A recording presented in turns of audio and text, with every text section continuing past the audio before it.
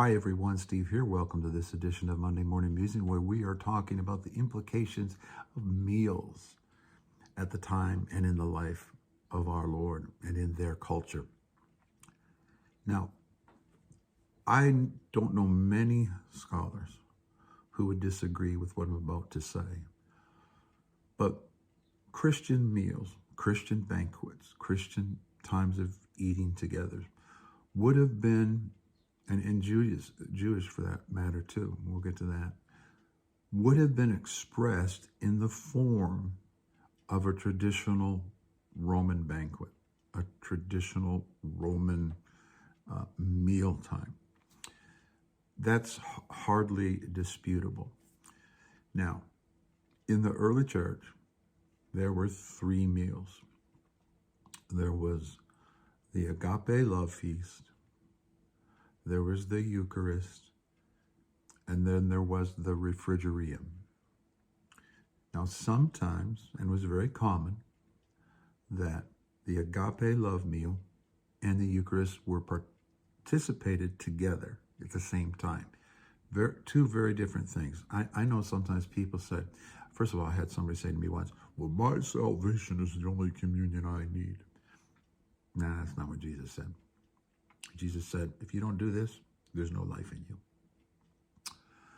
So, yes, and we see it in 1 Corinthians 11, the meal, hey, we're just going to get fed.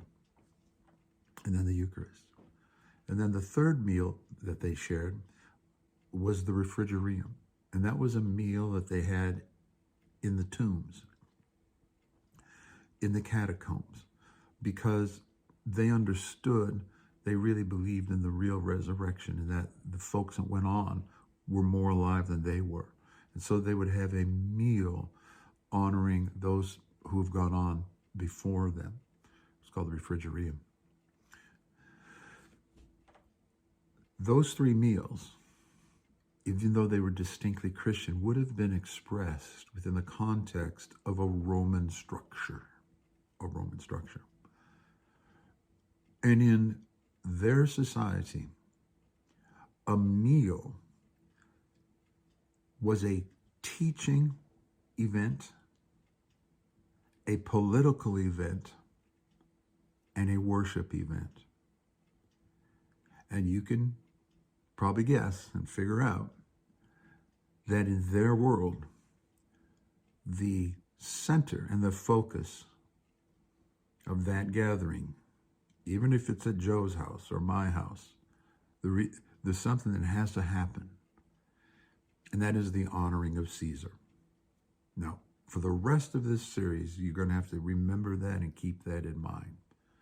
There was a social, theological, political, religious obligation at any meal, at a formal, like when you invite your friends over, we are having a meal, come on over. It was mandatory to honor Caesar. But even less than that extreme obligation, meals were the vehicle to teach and share values, social structure, social norms, acknowledging honor and dishonor, who has rank, who doesn't have rank. For instance, where you sat, who spoke when, what they said, were all non-didactic ways of transferring information and obligation. It was a teaching. And it's not too big a jump to say that the Roman banquet or the Roman meal was really the fabric of Roman society. It's what kept the culture together, because it was the place where those values were reinforced. You would reinforce social values. You would reinforce hierarchical values at the Roman meal. So we need to remember that when things are happening at the meal, it's not it's not just haphazard. We're not just having a sandwich together.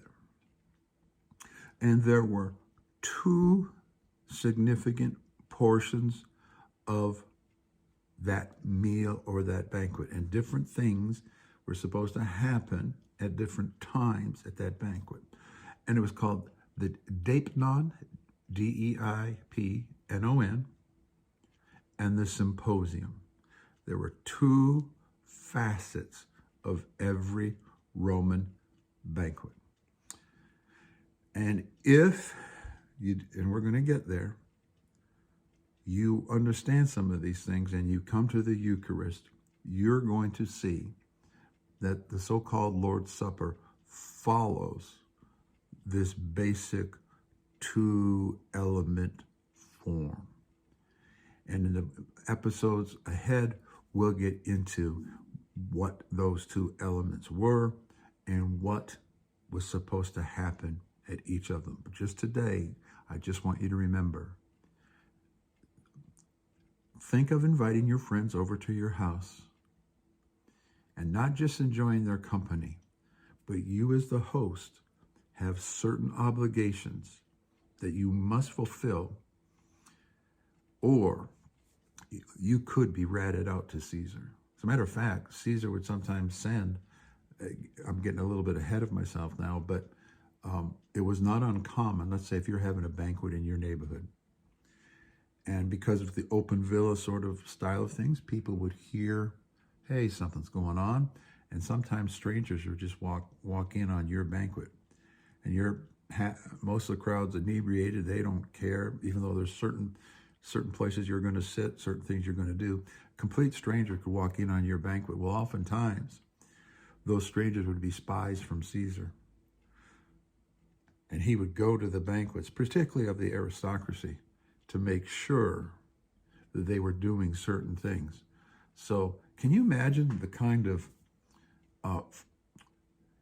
fake piety and the bloviated extolling of Caesar that went on? Yeah, it did. Because if you didn't, you could be ratted out to Caesar, and that's something you didn't want to have happen to you. So next time we're together, we're going to talk about the two facets of a typical Roman meal. I'll see you the next time.